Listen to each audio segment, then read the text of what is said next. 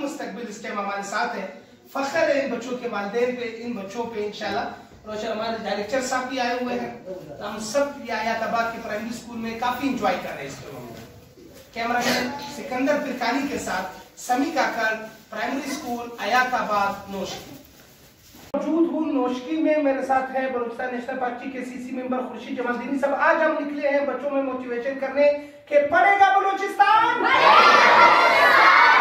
सबकी आवाज है कि पढ़ेगा बलूचिस्तान, पढ़ेगा बलूचिस्तान। लेकिन अगर एजुकेशन पे बहुत फोकस दिया जाए तो कैमरामैन उबैदुल्लाह साहब के साथ समी काकर, BNC news Hayatabad primary school Noshki. Hayatabad primary school Noshki में मैं इस टाइम मौजूद हूँ। मेरे साथ है मीर खुर्शीद जमालदीनी साहब, सीसी मेंबर है बलूचिस्तान नेशनल पार्टी के।